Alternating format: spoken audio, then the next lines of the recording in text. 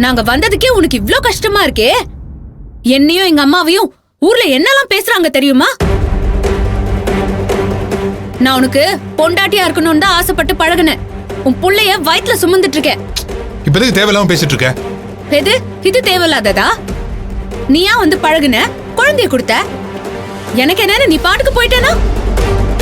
ஏய், ஏன் இப்படிலாம் பேசுற? நான் உண்மையாதான் உன்னை லவ் பண்ணேன். உன்னை ஏமாத்துறதுக்காக ஒண்ணும் இல்ல. இந்த கதைய நீ இன்னும் எத்தனை நாளைக்கு தான் சொல்லிட்டு இருக்க போற? புரிஞ்சுக்க கௌஷி, இப்ப வீட்டுல கல்யாண வேலை நடந்துட்டு இருக்கு. உன் தங்கச்சிக்கு மட்டும் முறையா கல்யாணம் பண்ணி கொடுத்து முறையா அனுப்பி வைப்ப. என்ன மட்டும் யாருக்கும் தெரியாம திருட்டுத்தனமா வச்சு குடும்பம் நடத்துவ இல்ல?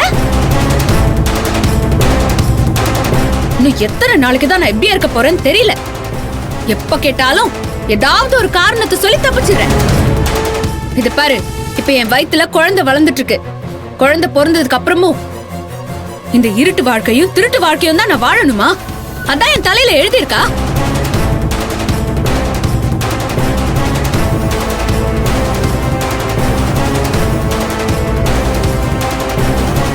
ப்ளீஸ் கௌஷி, நீ என்ன புரிஞ்சிக்கவே மாட்டியா? இப்ப கூட நான் உனக்காக டவுன்ல டபுள் பெட்ரூம் வீடு போய் பார்த்து பேசி முடிச்சிட்டு வந்திருக்கேன்.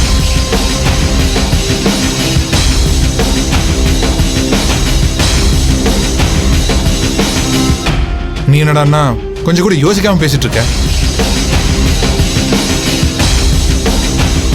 பூங்குடி கல்யாணம் முடிஞ்ச கையோட அந்த வீட்டை உன் பேருக்கு ரெஜிஸ்டர் பண்ணி பால் காய்ச்சி குடி போலான்னு யோசிச்சுட்டு இருந்தேன்.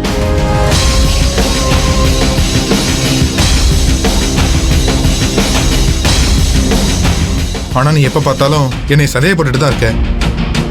இதுக்கு மேல நான் எப்படி புரிய வைக்கிறதுன்னு எனக்கு தெரியல. நெஞ்சு கீழ்ச்சி காட்டவா? ஐயோ மாப்ள, எதுக்கு கோவப்படுறீங்க? நான் இவளுக்கு புத்தி சொல்றேன். ஏய், ஒரு நிமிஷம் உள்ள வா.